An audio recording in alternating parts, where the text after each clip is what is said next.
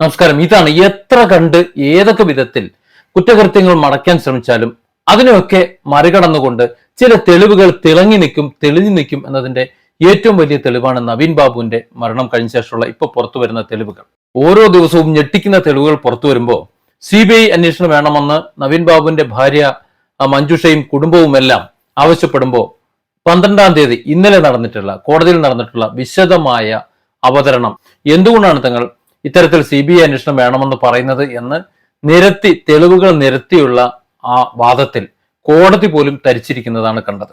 ഏതായാലും ഇനി വരും ദിവസങ്ങളിൽ ഇതിന്റെ വിധി വരുമ്പോൾ CBI ഇവിടെ അന്വേഷണം വരുമെന്നും അത് ഏകദേശം സർക്കാരും ഉറപ്പിച്ചു എന്ന് വേണം കരുതാൻ. കാരണം 13 തരത്തിലുള്ള തെളിവുകൾ കോടതിയിൽ നിരത്തുമ്പോൾ മഞ്ജുഷയുടെ അഭിഭാഷകൻ നിരത്തുന്ന സമയത്ത് ഒന്നും മിണ്ടാൻ കഴിയാതെ പഴയ കാര്യങ്ങൾ തന്നെ CBI അന്വേഷണം ആവശ്യമില്ല, ഞങ്ങളത് വ്യക്തമായി അന്വേഷിക്കുന്നുണ്ട്, അത് തന്നെ മതി എന്ന നിലപാടിൽ മാത്രം ഉറച്ചു നിൽക്കേണ്ടി വന്ന ഒരു ഗതികേട് തന്നെ അതിൽ തെളിവാണ്.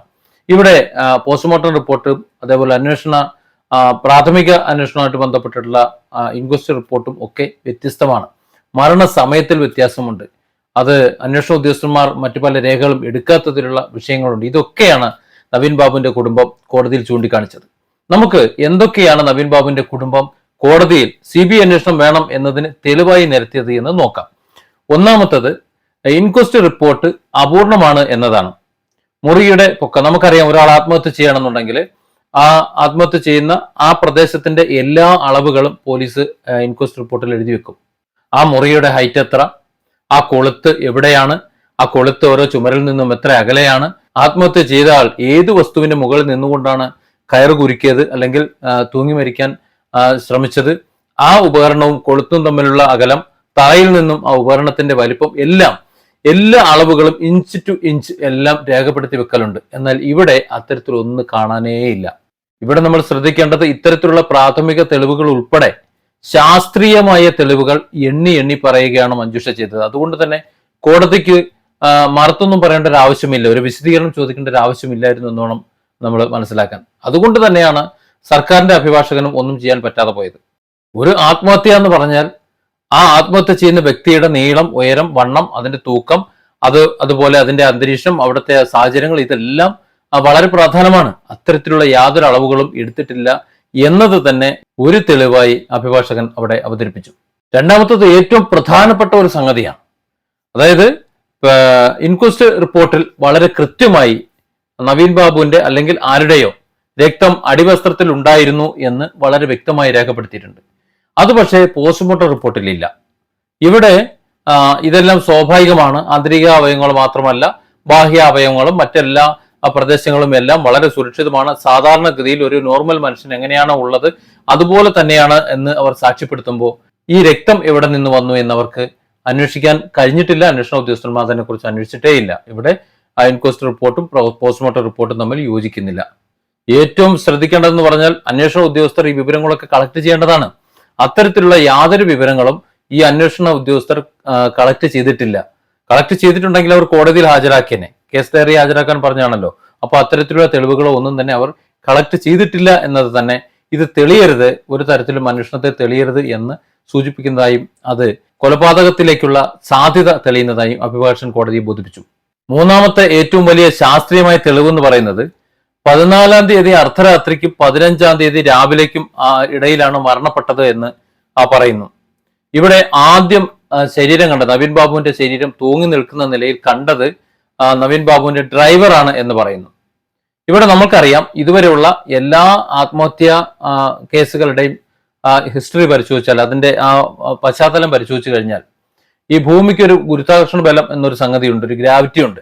ഈ ഗ്രാവിറ്റി കൊണ്ട് നമ്മുടെ ശരീരത്തിൽ നിന്നുള്ള രക്തവും അതുപോലെ അതൊക്കെ താഴേക്ക് വരും, ഒരു യെല്ലോ കളറിലേക്ക് മാറാറുണ്ട്. പക്ഷെ ഇവിടെ നവീൻ ബാബുവിന്റെ ശരീരത്തെ സംബന്ധിച്ചിടത്തോളം അദ്ദേഹം ഇരുനിറമുള്ള ഒരാളായിരുന്നിട്ട് കൂടി അത്തരത്തിലുള്ള യാതൊരു ലക്ഷണങ്ങളും എവിടെയും കാണിച്ചിരുന്നില്ല. അത് മാത്രമല്ല, അദ്ദേഹത്തിന്റെ ഈ പറഞ്ഞ ലക്ഷണങ്ങളെല്ലാം ഉണ്ടായിരുന്നത് അദ്ദേഹത്തിന്റെ മുതുക് ഭാഗത്തായിരുന്നു, അതായത് പുറം ഭാഗത്തായിരുന്നു എന്നാണ് പറയുന്നത്. അതായത് പുറം ഭാഗത്തെല്ലാം രക്തം കട്ട പിടിച്ചിരുന്നു, ക്ലോട്ടായി ഇങ്ങനെ കിടന്നിരുന്നു എന്ന് പറയുമ്പോൾ മരണപ്പെട്ട ശേഷം ആദ്യ മണിക്കൂറുകളിൽ നിലത്ത് കിടത്തിയിരിക്കുകയായിരുന്നു, അല്ലെങ്കിൽ നിലത്ത് കിടത്തിയാണ് കൊലപ്പെടുത്തിയത് എന്ന നിലയിലേക്ക് വരികയാണ്. നിലത്ത് കൊലപ്പെടുത്തി അവിടെ മണിക്കൂറുകളോളം ഇട്ട ശേഷമാണ് പിന്നീട് എടുത്ത് കെട്ടിത്തൂക്കിയത് എന്ന് സംശയിക്കേണ്ടി വരികയാണ്. അതുകൊണ്ടാണ് ആ പുറം ഭാഗത്ത് അത്തരത്തിൽ ബ്ലഡ് കോട്ട് ചെയ്യുന്ന നിറം മാറുന്ന ഒരു സംഗതി ഉണ്ടായതെന്ന് ചിന്തിക്കേണ്ടി വരികയാണ്. അതുമാത്രമല്ല, നമുക്ക് നേരത്തെ കണ്ടതുപോലെ കട്ട പിടിക്കാത്ത രക്തം പുറത്ത് കണ്ടിട്ടുണ്ട്. പിന്നെ ലോവർ ലിംസിൽ യാതൊന്നും രക്തം നേരത്തെ പറഞ്ഞതുപോലെ താഴേക്ക് ഊർന്നു നിൽക്കുന്ന ഒരു അവസ്ഥ ഉണ്ടായിട്ടുമില്ല. അതൊക്കെ പുറം ഭാഗത്തേക്കാണ് ഉള്ളത് എന്നത് തന്നെ ഇതൊരു കൊലപാതകത്തിലേക്ക് അഥവാ കൊന്ന് കെട്ടിത്തൂക്കിയതാണ് എന്നതിലേക്ക് കോടതിയെ ധരിപ്പിക്കാൻ അഭിഭാഷകന് കഴിഞ്ഞു. ഏറ്റവും വലിയ ഇമ്പോർട്ടന്റ് ആയിട്ടുള്ള ഒരു കാര്യമാണ്, ഏതൊരു ആളും ആത്മഹത്യ ചെയ്തു കഴിഞ്ഞാൽ ആന്തരിക അവയവങ്ങള്, സ്രവങ്ങള് ഇതൊക്കെ എടുത്ത് രാസപരിശോധനയ്ക്ക് അയക്കും, ശാസ്ത്രീയമായ പരിശോധനയ്ക്ക് അയക്കും എന്നുള്ളത്.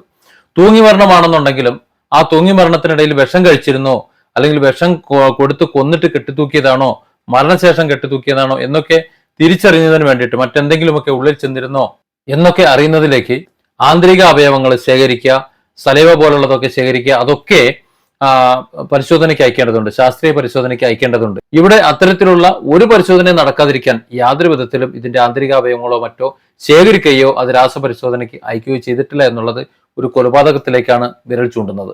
ഒരു വ്യക്തി ഇനി അബോധാവസ്ഥയിലാണോ അല്ലെങ്കിൽ മരിച്ചതിന് ശേഷമാണോ ഒക്കെ കെട്ടിത്തൂക്കിയത് എന്നൊക്കെ അറിയാൻ വേണ്ടി ഈ രാസപരിശോധന ആവശ്യമാണ്. മാത്രമല്ല, ഇവിടെ ഏറ്റവും ശ്രദ്ധിക്കേണ്ട മറ്റൊരു കാര്യം, പോസ്റ്റ്മോർട്ടത്തിന്റെ വീഡിയോ ദൃശ്യങ്ങൾ ഈ അന്വേഷണ ഉദ്യോഗസ്ഥർ കണ്ടിട്ടില്ല എന്നുള്ളതാണ്. അപ്പോൾ ഏത് തരത്തിലുള്ള അന്വേഷണമാണ് ഇവിടെ നടക്കുന്നത്, എത്ര പെട്ടെന്നാണ് അന്വേഷണം നടക്കുന്നത് എന്ന് വ്യക്തമാണ്. കോടതിക്ക് ബോധ്യപ്പെടാൻ ഇതൊക്കെ ധാരാളമെന്നാണ് മലയാളിക്ക് തോന്നുന്നത്. ഇല്ലെങ്കിൽ അത്ഭുതങ്ങൾ സംഭവിക്കേണ്ടി വരും.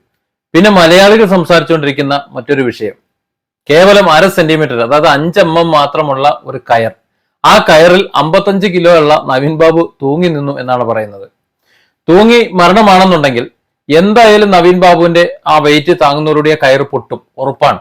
അല്ലെങ്കിൽ നേരത്തെ പറഞ്ഞതുപോലെ ആ കഴുത്ത് മുറുകി തല വേറുപെട്ട് ഒരുപക്ഷെ നിലത്ത് കിടന്നേനെ. അങ്ങനെ സംഭവിച്ചില്ല എന്നുണ്ടെങ്കിൽ എന്തായാലും ഈ 1/2 സെന്റിമീറ്റർ മാത്രം വലിപ്പമുള്ള ആ കയറിൽ നവീൻ ബാബുവിന്റെ ഭാരം തൂങ്ങില്ല, നിലത്ത് കൊഴിഞ്ഞു ചാടും, അത് പൊട്ടും, കയറ് പൊട്ടിപ്പോകും. പക്ഷെ ഇവിടെ അത്തരത്തൊന്നും സംഭവിച്ചില്ല. അത് തന്നെ സൂചിപ്പിക്കുന്നത് ഈ ഇദ്ദേഹത്തെ മരണശേഷം എടുത്ത് കെട്ടി തൂക്കിയതാണ് എന്നാണ്. അങ്ങനെ വരുമ്പോൾ അവിടെ നിൽക്കും. എടുത്ത് ചാട്ടം അതങ്ങനെയല്ലല്ലോ. കഴുത്തിലെ കയറിന്റെ അടയാളങ്ങളും ഇത്തരത്തിലുള്ള ചില കാര്യങ്ങളിലേക്ക് സൂചന കൊണ്ട് ചെല്ലുന്നതായി കോടതിയെ ബോധ്യപ്പെടുത്താൻ അവർക്ക് കഴിഞ്ഞു എന്നാണ് മനസ്സിലാകുന്നത്. മാത്രമല്ല, തൂങ്ങി മരണത്തില് സാധാരണഗതിയിൽ നമുക്കറിയാം ശരീരത്തിലെ ദ്വാരങ്ങളിലൂടെ പല വിധത്തിലുള്ള ദ്രവങ്ങൾ പുറത്തു വരാൻ സാധ്യതയുണ്ട്. ഇവിടെ നവീൻ ബാബുവിന്റെ കാര്യത്തിൽ അത്തരത്തിൽ യാതൊന്നും തന്നെ ഉണ്ടായിട്ടില്ല. മലദ്വാരത്തിലൂടെയോ മൂത്രദ്വാരത്തിലൂടെയോ വായിലൂടെയോ മൂക്കിലൂടെയോ ചെവിയിലൂടെയോ ഒരു ദ്വാരത്തിലൂടെയും യാതൊന്നും പുറത്തേക്ക് വന്നില്ല. സ്വാഭാവികമായി ഒരു വ്യക്തി എങ്ങനെയാണോ അങ്ങനെ തന്നെയാണ് എന്ന് പറയുമ്പോൾ എന്താണ് നമ്മൾ മനസ്സിലാക്കേണ്ടത്? ഒരു പരിശോധന നടത്തേണ്ടതുണ്ട്, ഹിസ്റ്റോപാത്തോളജി. അത് നമ്മുടെ തലച്ചോറിന്റെയും ഹൃദയത്തിന്റെയും ലങ്സിന്റെയും ഒക്കെ പ്രവർത്തനങ്ങൾ ആന്തരികമായി എന്തെങ്കിലും ഒരു പ്രശ്നം ഉണ്ടായിട്ടുണ്ടോ, അങ്ങനെ എന്തെങ്കിലും ഉള്ള ഒരാളാണോ? ഇപ്പോൾ നമ്മൾ ഇങ്ങനെ ഇരുന്ന് സംസാരിക്കുമ്പോൾ നല്ല ആരോഗ്യമുണ്ടെന്ന് തോന്നും, പക്ഷെ ഉള്ളിൽ അത്തരത്തിലുള്ള എന്തെങ്കിലും ഒരു രോഗാവസ്ഥയോ അല്ലെങ്കിൽ ഒരു ശക്തിക്കുറവോ ഒക്കെ ഉണ്ടെന്നുണ്ടെങ്കിൽ ഏതൊരു വ്യക്തിയെയും ഒരു തട്ട് കൊടുത്തു കഴിഞ്ഞാൽ ആൾക്ക് ബോധക്ഷയം സംഭവിക്കാം. നമ്മൾ ഈ സിനിമയിലൊക്കെ കാണുന്നത് പോലെ ഒരടി ദേ ഇവിടെ കൊടുക്കുമ്പോൾ പെട്ടെന്ന് ബോധം കെട്ട് വീഴുന്നതൊക്കെ നമുക്ക് കാണാം. അതുപോലെ ഉള്ള സംഭവങ്ങളൊക്കെ ഇവിടെ നടക്കാം. പക്ഷെ അത്ര പെട്ടെന്നൊരു ബോധക്ഷയം ഉണ്ടാകണമെങ്കിൽ ഇത്തരത്തിലുള്ള എന്തെങ്കിലും ഒരു അവസ്ഥ അദ്ദേഹത്തിന്റെ ശരീരത്തിന് ഉള്ളിൽ ഉണ്ടാകണം. അത്തരത്തിലുള്ള ഒരു പരിശോധന നടന്നില്ല എന്ന് മാത്രമല്ല, മർമ്മഭാഗം പോലെയുള്ള ഭാഗങ്ങൾ അത്തരത്തിലുള്ള മർദ്ദനം ഏറ്റിട്ടുണ്ടോ എന്ന് പോലും പരിശോധിച്ചിട്ടില്ല എന്നാണ് മനസ്സിലാകുന്നത്. പിന്നെ മരണസമയമാണ്.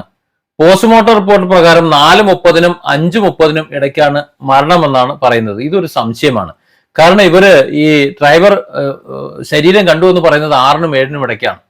ഡ്രൈവറും ഗൺമാനും കൂടി ചേർന്നിട്ട് ശരീരം കണ്ടു എന്ന് പറയുന്നത് 6-നും 7-നും ഇടയ്ക്കാണ്. പക്ഷെ ഇതിൽ മറ്റൊരു കാര്യം കൂടി വരാനുണ്ട്. നമ്മുടെ ശരീരം, ഒരു മനുഷ്യ ശരീരം മരിച്ചു കഴിഞ്ഞാൽ അത് മരവിക്കുന്നതിനൊരു സമയമുണ്ട്.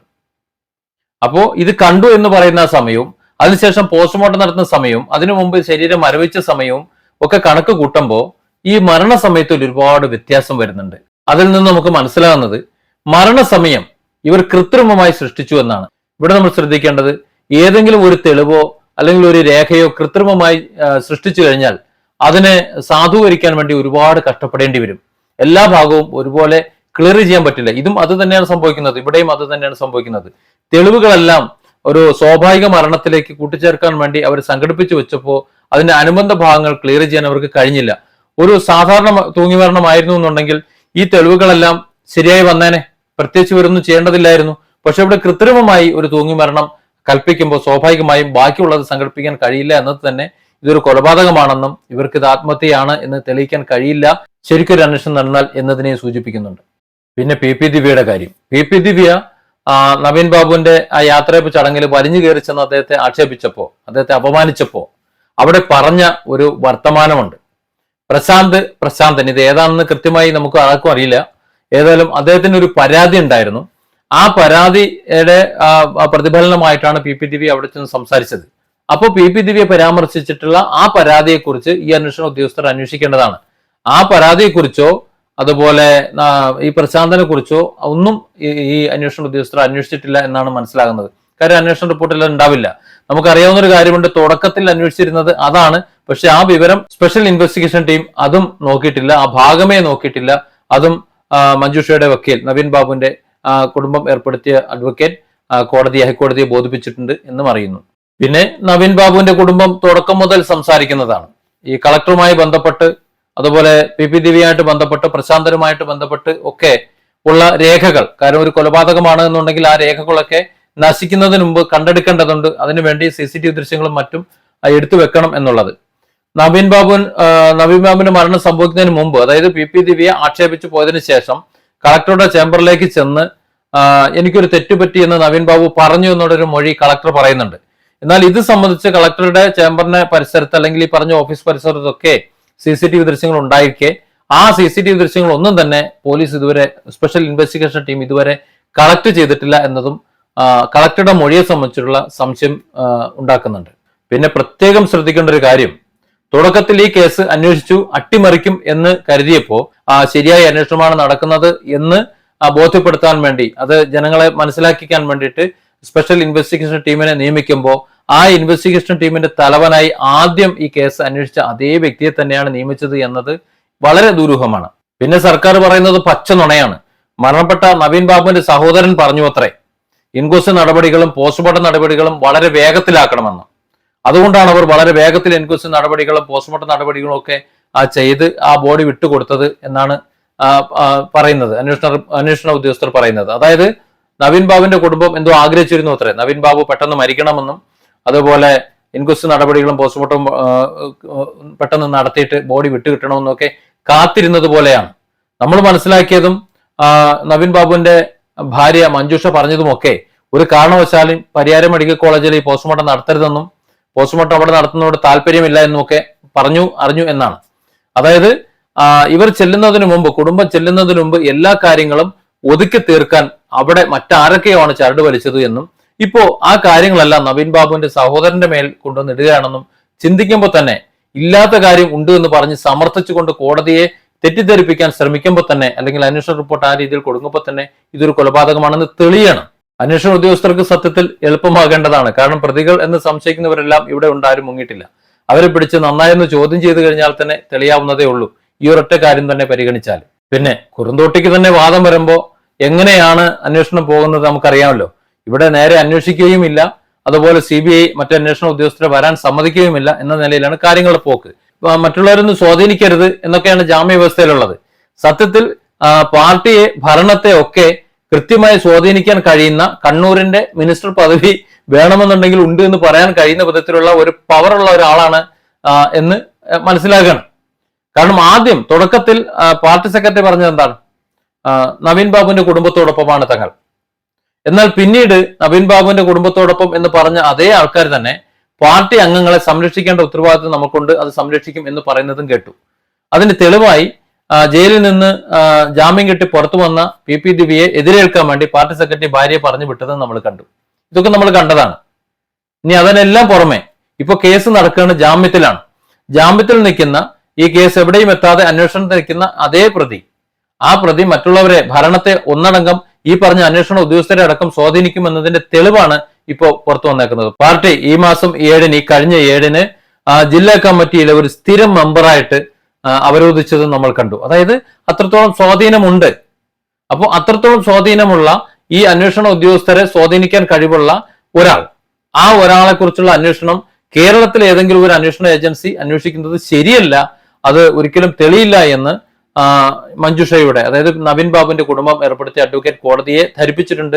13 വിഷയങ്ങളാണ് കോടതിയെ ധരിപ്പിച്ചത്. 13 കാര്യങ്ങളും കോടതി ശ്രദ്ധാപൂർവം കേട്ടുവെന്നും അതുകൊണ്ട് തന്നെ വരും ദിവസങ്ങളിൽ ഇതിന്റെ വിധി വരുന്ന സമയത്ത് സ്വാഭാവികമായും CBI അന്വേഷിക്കട്ടെ എന്ന് കോടതി തീരുമാനമെടുക്കും എന്ന് തന്നെയാണ് പ്രതീക്ഷിക്കുന്നത്. Different angles. Don't forget to subscribe and support this channel.